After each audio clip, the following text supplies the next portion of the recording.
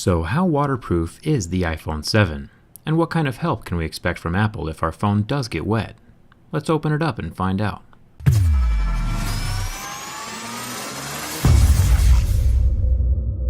First off, it's important to remember that Apple never said that their phone is waterproof, just splash and water resistant.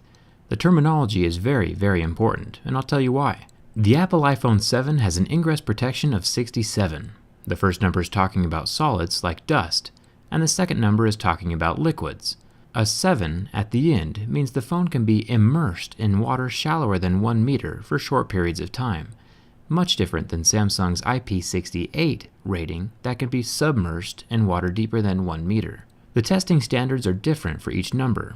IP69 is the highest IP rating, which would be able to withstand steam jet cleaning. Here is one phone with an IP69 rating. So when compared to other water-resistant phones, Apple is at the lowest end of the immersion protection. The most important thing to remember from this whole video is that if your phone does get wet, it is not covered by any kind of warranty whatsoever. It is written pretty clearly on Apple's website, liquid damage not covered under warranty. There aren't many ingress points for water on the iPhone 7, especially since Apple got rid of that headphone jack. Apple saved a significant amount of money by removing that hole and not having to waterproof it. I'll be talking more in depth about that headphone jack in a future video, so buckle up for that. Let's start with the biggest hole in this phone. One you might not think of is the screen slot. The gap between the edge of the screen and the edge of the phone is the largest area that needs to be sealed. You can see the adhesive clearly when I did my bin test and when I was removing the screen from the phone. This tacky black substance is water resistant and helps keep water and dust out of the phone. The second biggest hole is the charging port. Here is the port itself. It's got 6 different screws in close proximity to the port that hold it tight against the frame of the phone. The rubber ring around the tip helps keep water out, and the lightning port hole is sealed with this clear plastic. Each little component on the charging port ribbon is also protected by plastic.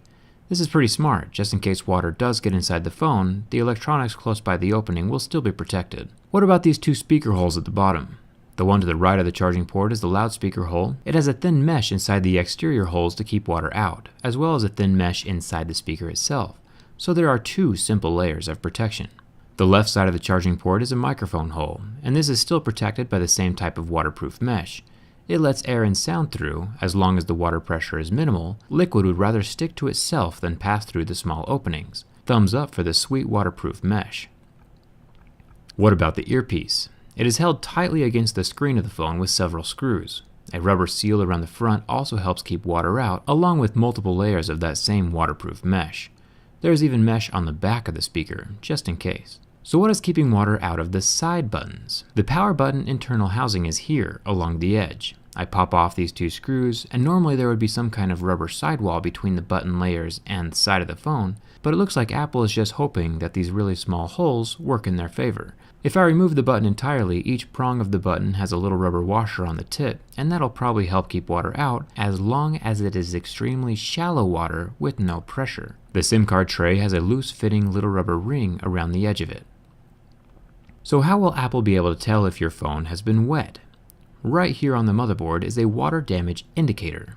It looks all innocent and white when it's dry, but turns red the moment liquid touches it. The motherboard itself is not water resistant at all. Some electronics will be covered in a hydrophobic spray that repels water. Liquid would beat up and roll off without sticking to the board at all. But as you can clearly see from both water droplets here, the water is clinging very tightly to the motherboard, signaling that it is not treated with any hydrophobic coatings.